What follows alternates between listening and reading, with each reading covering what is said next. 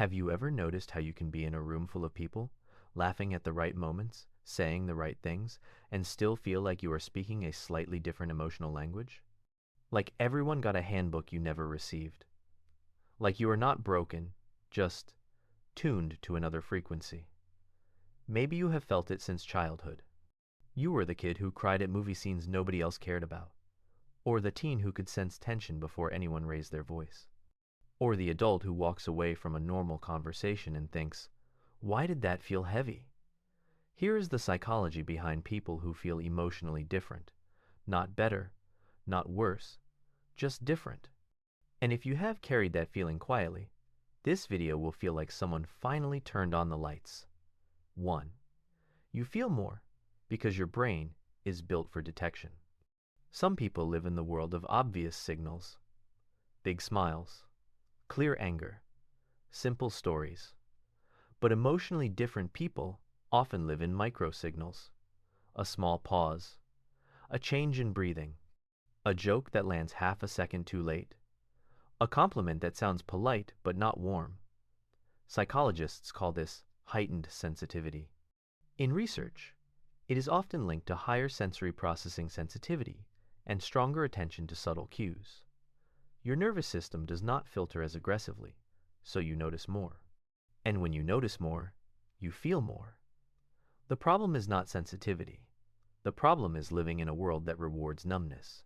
So you learn to second guess yourself. Was that real? Or am I overthinking? Was that a vibe? Or am I dramatic? This is where cognitive bias shows up. Negativity bias makes your brain treat unclear signals as possible danger. Confirmation bias makes you collect proof that you do not belong. You replay the moment, you zoom in, you analyze the tone, and suddenly a casual sentence becomes a full emotional mystery. But this trait is not a flaw. It is a form of emotional intelligence. You read the room fast. You sense what is not being said. That is why you often become the peacekeeper, the listener, the one who notices when someone is not okay. 2. You feel different because you learn to survive with your feelings alone. A lot of emotionally different people did not grow up with clear emotional mirrors. Maybe your home was loving, but busy. Maybe it was strict, unpredictable, or emotionally quiet. Maybe you were praised for being mature while nobody asked what you needed. When children do not get consistent emotional attunement, they adapt. They become self-contained. They learn to scan instead of ask. They learn to handle their sadness privately. They learn to calm themselves before anyone even notices they are upset. That is not weakness. That is adaptation. Attachment theory explains it. If closeness felt unsafe or unreliable, you may develop an avoidance style. If closeness felt unpredictable, you may develop an anxious style. Either way, your emotional system grows up doing double work. So as an adult, you can look calm while your mind is running a full background program. You smile. You nod. You keep it light. But inside, you are tracking everything. Because your brain learned that feelings are safest when managed alone. And that creates the weirdest loneliness. People think you are strong. They think you are fine. They do not know you are carrying a whole world behind your eyes. 3. You feel emotionally different because you do not fit the social script. Most groups run on emotional shortcuts. Small talk, playful teasing, quick reassurance. Unspoken rules like, do not make it deep, or do not be too much. But emotionally different people often crave emotional accuracy. You do not just want to say, I am good. You want to say, I am okay, but I am also tired, and I miss someone, and I feel pressure, and I am trying. You want the truth, not the performance. Social comparison theory makes this harder. You watch other people blend in. They seem effortless. They laugh without thinking. They share feelings in neat little sentences. So your mind asks, what is wrong with me? Why is everything so intense? Then you start masking. You edit your reactions. You compress your personality into what feels acceptable. You become easy. You become chill. You become low maintenance. Not because that is you, but because that is the role that gets you included. And masking has a cost. It creates emotional dissonance. When your inner experience does not match your outer behavior, you feel split. You feel like you are acting in your own life. Even if people like you, it does not feel like they know you. That is why compliments can feel strange. They are praising the version of you that was filtered, and the real you is standing behind it, unseen. You might recognize it in moments. Someone says, "I am fine," and you hear strain behind the syllables. A friend posts a photo, and you sense sadness. You walk into a meeting, and you know who is anxious and who is trying to look confident. This is called emotional attunement, and it can become hyper-attunement. When you grew up reading moods for safety, your brain learns to predict. So you do not just feel your feelings. You feel everyone's feelings. You carry them home. You replay them in the shower. You wake up at night thinking about a tone you cannot unhear.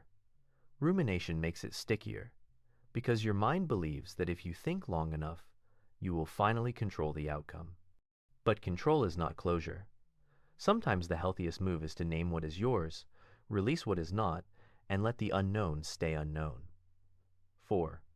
You feel different because your values are louder than your need to belong. Some people will say anything to keep the peace. Some people will agree to stay safe.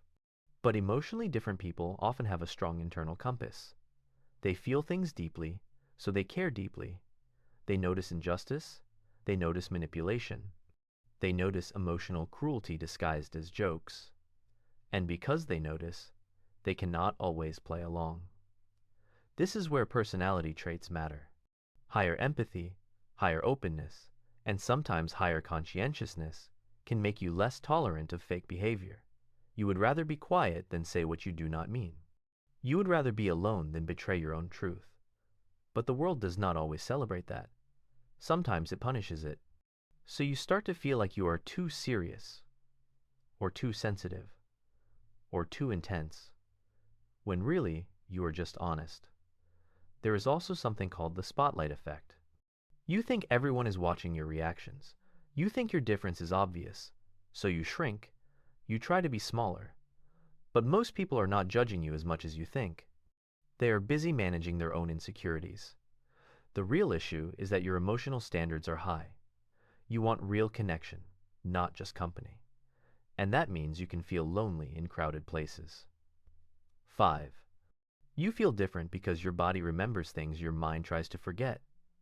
Sometimes emotional difference is not just personality. Sometimes it is nervous system history. If you have experienced chronic stress, betrayal, bullying, or a long season of feeling unsafe, your body learns to stay alert. That is trauma-informed psychology. Your brain becomes trained for threat detection. Your heart reacts faster. Your stomach tightens quicker. Your sleep gets lighter. Your emotions rise like waves with no warning. And when your body is on guard, normal life can feel like too much. A loud room feels overwhelming. A late reply feels like rejection. A small conflict feels like an emergency. You might blame yourself. You might say, "I am overreacting." But your body is not trying to embarrass you. It is trying to protect you with the tools it learned.